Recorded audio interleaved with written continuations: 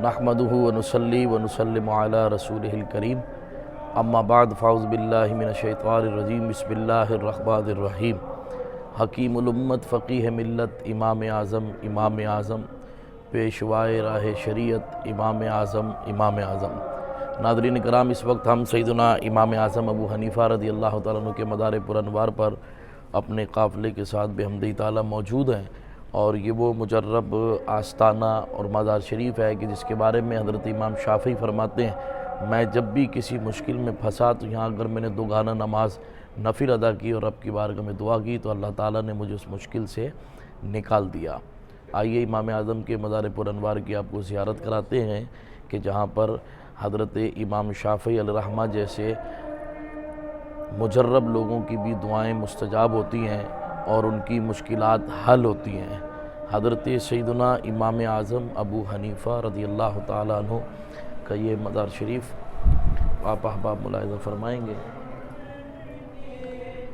حضرت سیدنا امام اعظم ابو حنیفہ رضی اللہ تعالیٰ عنہ جو اپنے ہم عصر فقہا کے اندر ایک ممتاز مقام رکھتے ہیں، حضرت سفیان ثوری رحمۃ اللہ تعالیٰ علیہ اور امام اعظم ابو حنیفہ، یہ ہم عصر بزرگ ہیں دونوں،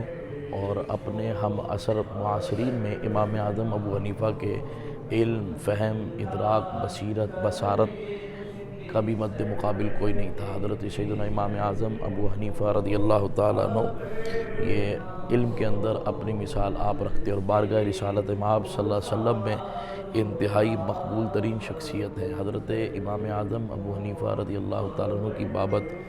سیدی داتا علی حجویری رحمۃ اللہ تعالیٰ علیہ نے فرمایا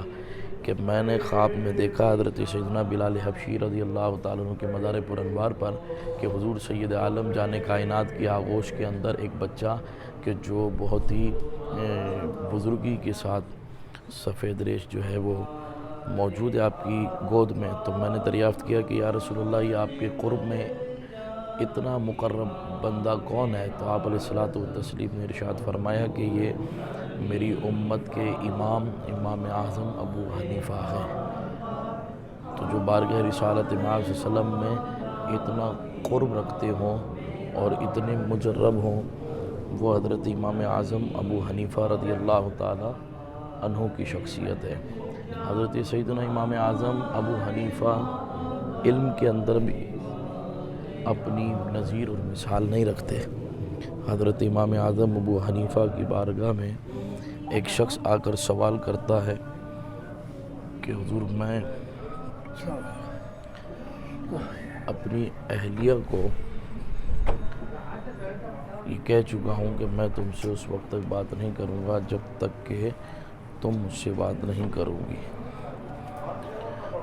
اور وہ بھی آگے مجھ سے کہہ چکی ہے کہ میں بھی اس وقت تک بات نہیں کروں گا جب تک وہ مجھ سے بات نہیں کرے گی۔ تو اب بتائیے کہ قسم کا پورا کرنا جو ہے وہ لازم ہے، تو اگر میں یہ بات پوری نہ کروں تو مجھ پر قسم کا کفارہ لازم آتا ہے۔ امام اعظم ابو حنیفہ رضی اللہ تعالیٰ عنہ نے فرمایا کہ تم پر کوئی کفارہ نہیں ہے، تم جاؤ اور بات کرو۔ اس شخص نے یہی مسئلہ حضرت امام اعظم ابو حنیفہ رضی اللہ تعالیٰ عنہ کے بعد جناب سفیان ثوری رحمۃ اللہ تعالیٰ علیہ سے پوچھا، تو آپ نے فرمایا کہ تم پر قسم کا کفارہ لازم ہے، قسم کے توڑنے کا، اور 10 مسکینوں کو کھانا کھلاؤ۔ تو اس نے شکایت کی کہ جناب امام اعظم ابو حنیفہ فرماتے ہیں تم پر کوئی قسم کا کفارہ لازم نہیں، تم جاؤ اور اپنی اہلیہ سے بات کرو۔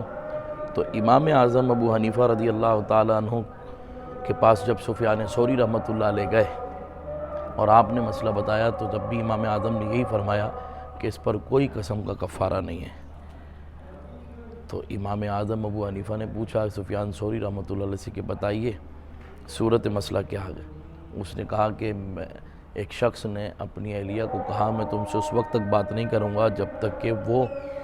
تم مجھ سے بات نہیں کرو گی، اور آگے سے اس کی بیوی نے بھی یہی کلمات ادا کیے کہ ٹھیک ہے میں بھی اس وقت تک بات نہیں کروں گی جب تک تم مجھ سے بات نہیں کرتے۔ تو امام اعظم ابو حنیفہ رضی اللہ عنہ نے فرمایا کہ میں آج بھی یہی مسئلہ بیان کرتا ہوں کہ اس کی بابت اس پر کوئی کفارہ نہیں ہے۔ تو سفیان ثوری رحمۃ اللہ علیہ فرمان لگے کہ وہ قسم توڑے گا، بات کرے گا تو ظاہر کفارہ لازم آئے گا۔ تو امام اعظم نے فرمایا کہ اس کی قسم تو پوری ہو گئی، جب اس سائل نے یہ کہا کہ میں تم سے بات نہیں کروں گا جب تک تم بات نہیں کرو گی، تو آگے سے اس نے بات کر لی کہ میں بھی تم سے بات نہیں کروں گی جب تک تم بات نہیں کرو، تو قسم پوری ہو گئی، قسم ٹوٹی نہیں بلکہ پوری ہوئی، تو لہٰذا اب قسم کا کفارہ لازم نہیں آتا ہے۔ یہ تھا فہم حضرت سیدنا امام اعظم ابو حنیفہ رضی اللہ تعالیٰ عنہ کا۔ آپ کے مدار شریف کے ساتھ ہی باہر پوری جامع کی عمارت بھی ہے، اور یہاں پر تعلیم و تعلم کا سلسلہ بھی جاری ہے۔